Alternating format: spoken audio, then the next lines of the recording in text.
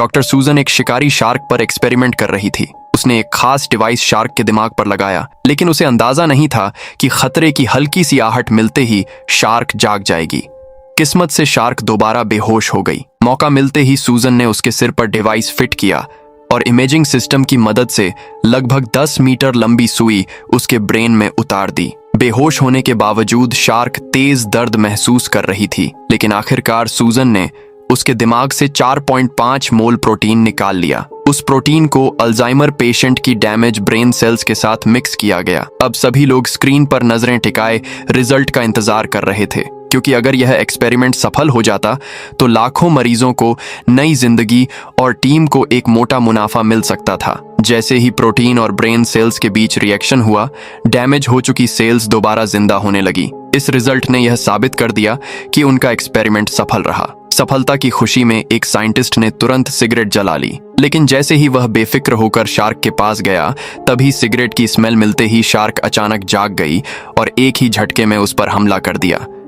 सबके सामने उसका एक हाथ पल भर में शरीर से अलग हो गया और लोगों के बीच में दहशत फैल गई।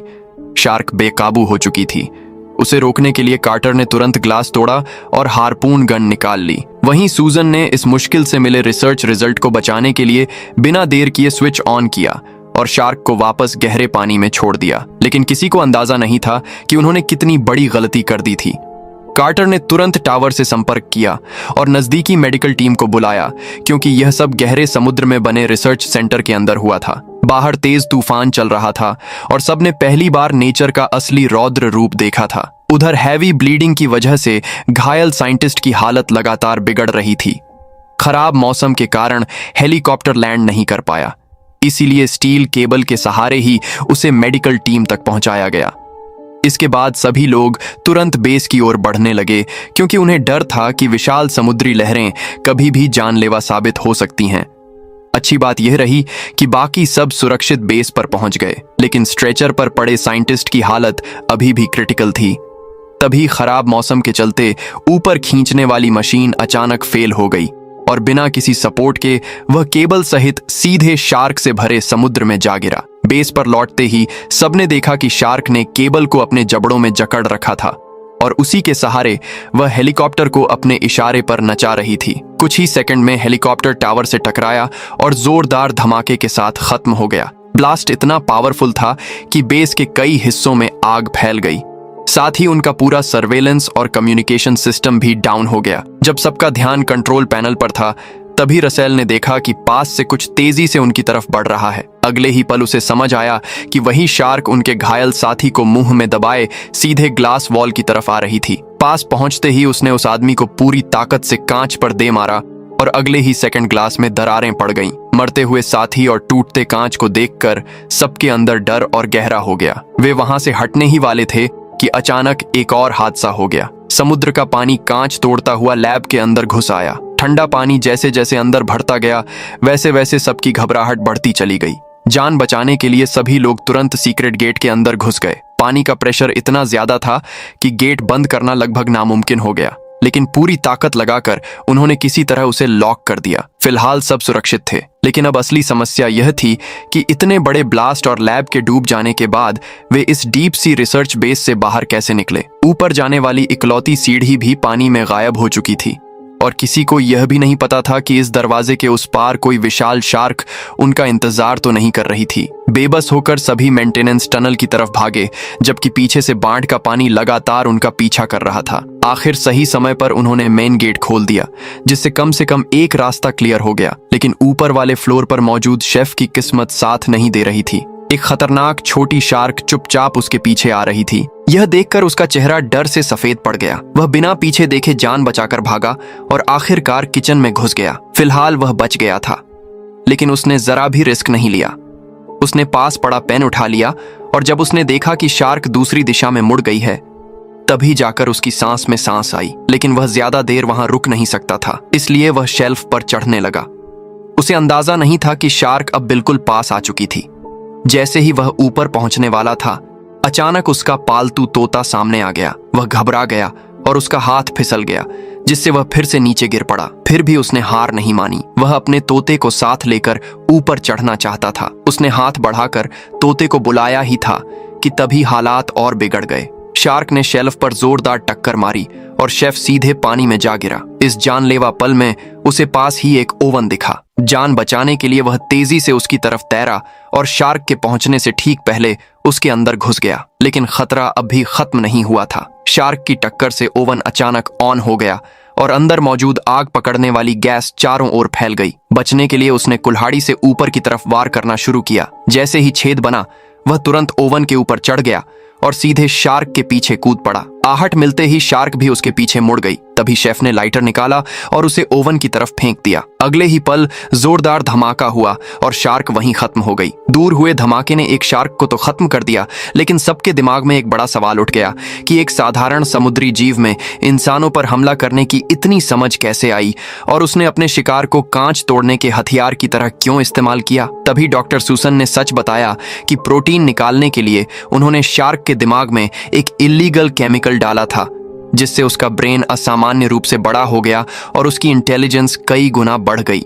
लेकिन साइड इफेक्ट में वे शार्क पहले से ज्यादा स्मार्ट और ताकतवर बन गई।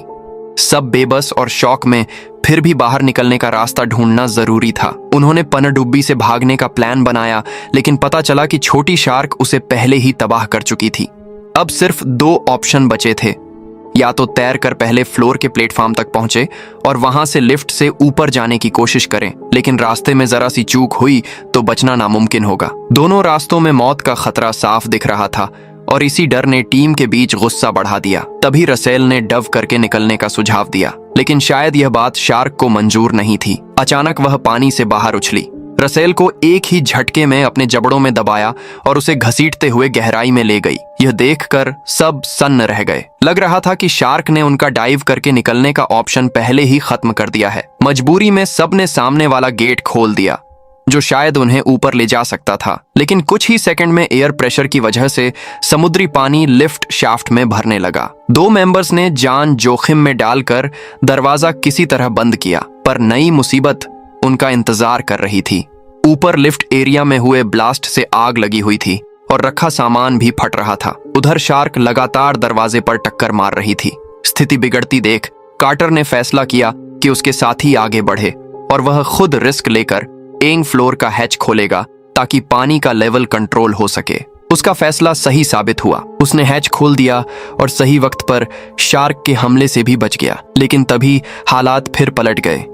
एक ढीले स्क्रू की वजह से सीढ़ी का हिस्सा टूटकर नीचे गिर गया। अच्छी बात यह थी कि सीढ़ी दूसरी तरफ अटक गई, लेकिन एक टीम मेंबर संतुलन खो बैठा और सीधे पानी में गिर गया। कार्टर ने तुरंत खुद को संभाला और उसे बचाने की कोशिश की, लेकिन वह 1 सेकंड देर हो गया। सबकी आंखों के सामने शार्क ने उस महिला को झपट लिया। कार्टर ने पूरी ताकत लगा दी, पर शार्क उसे एक ही झटके में गहराई में ले गई। आखिरकार वह ठंडे समुद्र के पानी में गायब हो गई। उस पल सब एक बार फिर गहरे सदमे में डूब गए। सबसे बुरी बात यह थी कि वे अभी भी टॉप फ्लोर से काफी दूर थे। ऊपर से दरवाजों पर पड़ती जोरदार टक्करों की आवाजें आ रही थीं। लग रहा था कि शार्क पहले ही ऊपर पहुंच चुकी थी। सबके चेहरों पर साफ डर दिख रहा था। तभी वहां शेफ पहुंचा। उसने तुरंत कपड़ों की रस्सी फेंककर उन्हें डूबने से पहले ऊपर खींच लिया। अब सब तेजी से आगे बढ़ने लगे। आगे एक पंप सिस्टम था जिसे जनरेटर से चालू कर पानी बाहर निकाला जा सकता था। टीम तुरंत कंट्रोल रूम की तरफ दौड़ी और किसी तरह जनरेटर स्टार्ट करने में कामयाब हो गई। लेकिन जैसे ही वे बाहर निकलने वाले थे,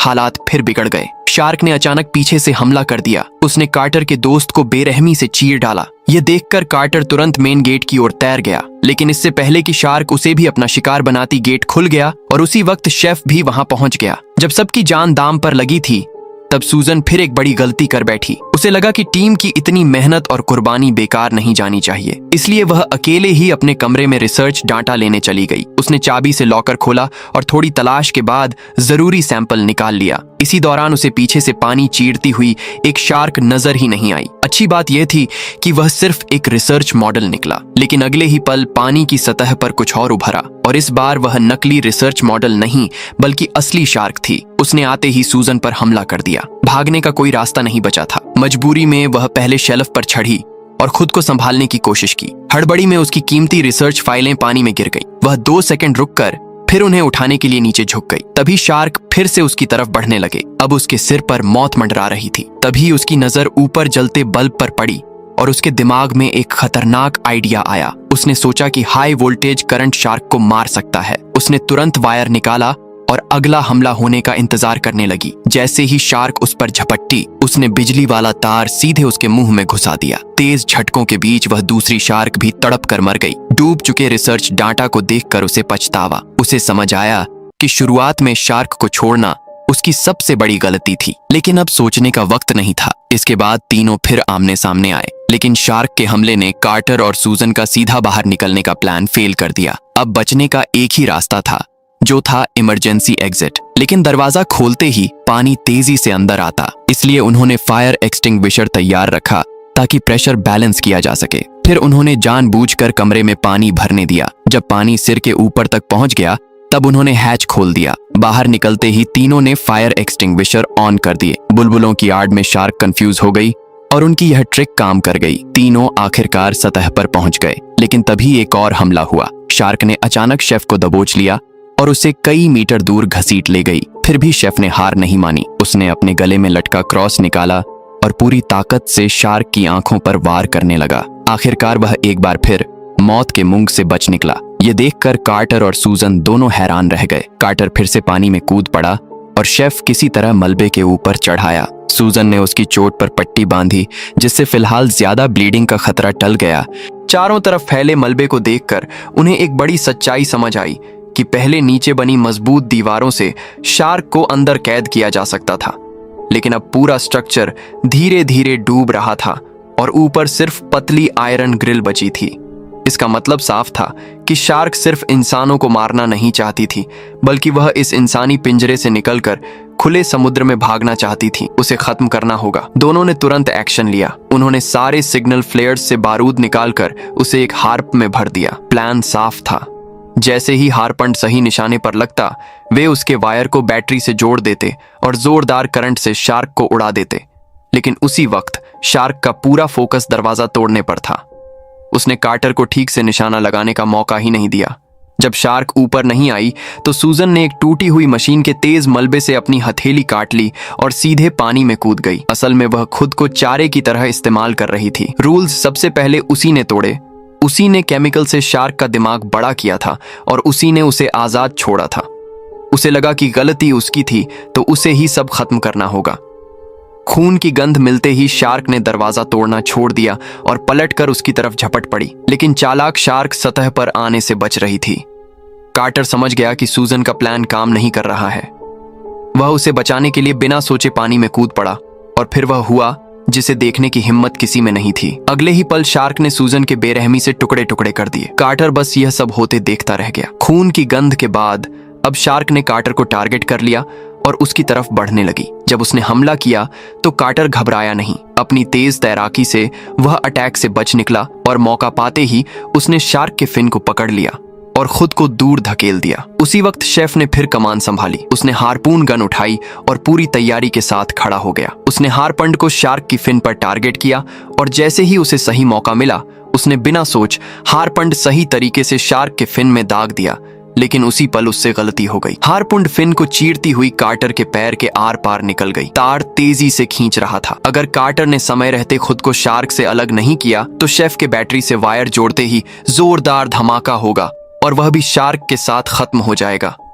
लेकिन बचना आसान नहीं लग रहा था। शार्क जाली तोड़कर बेस से बाहर निकलने ही वाली थी कि तभी कार्टर ने सही समय पर जाल पकड़ लिया और खुद को उसके फिन से अलग कर लिया। उसी पल शेफ ने बैटरी से वायर जोड़ दिया और अगले ही सेकंड जोरदार विस्फोट हुआ। धमाका इतना खतरनाक था कि शार्क वहीं खत्म हो गई। जैसे ही शेफ ने कार्टर को जिंदा देखा, उसके काले चेहरे पर फिर से मुस्कान लौट आई। इस तरह उन्होंने अपने कई साथियों की कुर्बानी देकर आखिरकार शार्क का आतंक खत्म कर दिया और यहीं पर ही शानदार मूवी खत्म हो गई। वैसे मुझे तुम बताओ कि तुम्हें ये एक्सप्लेनेशन कैसी लगी। अगर अच्छी लगी हो तो वीडियो को लाइक कर चैनल को सब्सक्राइब कर लो।